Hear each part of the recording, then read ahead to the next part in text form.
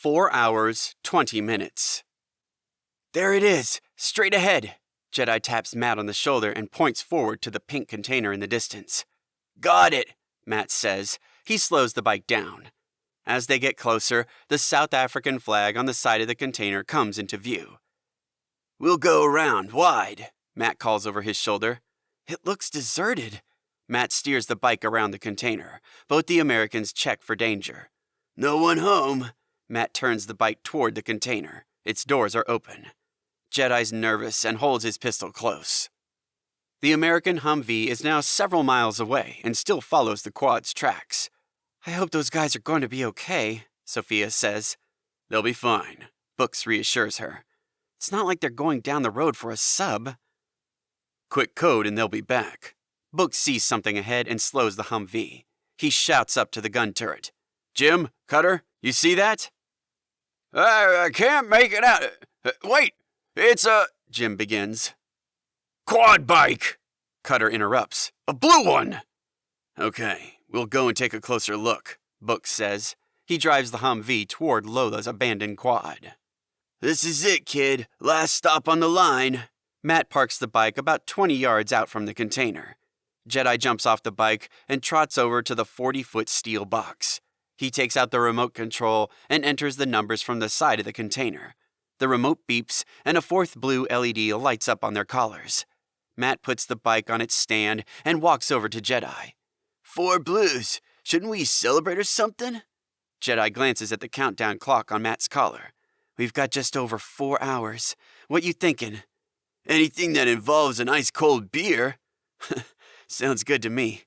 Wait, I meant anything that involves lots of ice-cold beers. Jedi takes out his notebook. Give me a minute.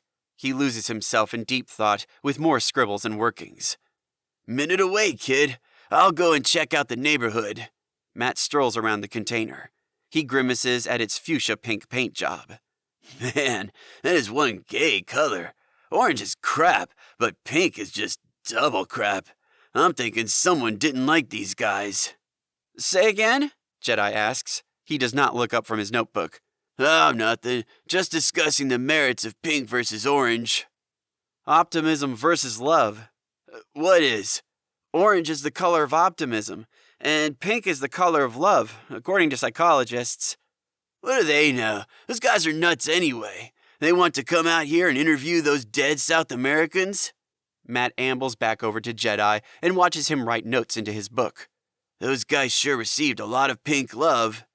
Jedi's not listening and chews on the end of his pencil in deep concentration. Matt glances down at Jedi's notebook. Postcard for home? Jedi pretends to write the postcard. Dear Mom, got here okay, great weather. Food's average. The locals, not too friendly. So today, we killed some of them. Your loving, murdering son, Jedi.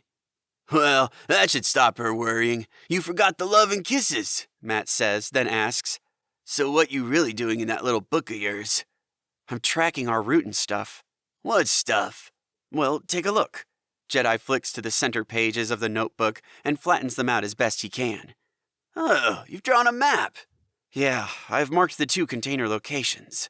That's our container here, Jedi points as he talks. And here's the Japanese one. So, where are we? Right here, Jedi marks the location of the South African container. It's kinda not to scale. What's with all the lines? Our tracks and the laser fence and some projections. Where's the airport? Funny guy. This may sound weird, but... Nothing sounds weird to me today, kid. Matt takes the notebook from Jedi and inspects the maps. So, keep talking. Well, it looks to me like the containers have been set out in some sort of pattern. Okay, that is actually slightly weird. How do you mean? Well, if we use the container locations that we've found so far... Jedi takes back the notebook from Matt and uses his pencil as a pointer. Yeah? And if I then input the various equidistant tracks, apply a bit of old-fashioned trigonometry, and enter some mathematically calculated forward projections of, well, let's just say 2 more container locations, then, based on using my historically modeled data of the 3 container locations I have already plotted... You're losing me again, kid. Jedi draws another 2 container locations on his map. Then we got this. He turns the map towards Matt and shows him 5 equally spaced container shapes. Jedi draws a line and joins up the containers. So, it's a circle. Matt's not impressed. You're a genius. All right, I give in, kid. My head's beginning to hurt. I'm thinking this circle represents a number or a letter. I'm thinking... You're thinking too much. Maybe it's a 0 or the letter O. Hey, I got it, Matt exclaims. Yeah? It's the start of a sentence. Oh my God, we're screwed. Exasperated, Jedi shakes his head. What, was that the wrong answer? Matt asks. Jedi closes his notebook and puts it back in his pocket. You know how me and you go way back together? Matt plays along.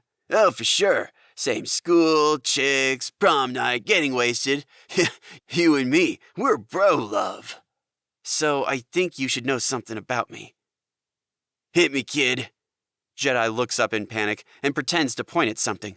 Oh, shit! Alarmed, Matt spins around and raises his pistol.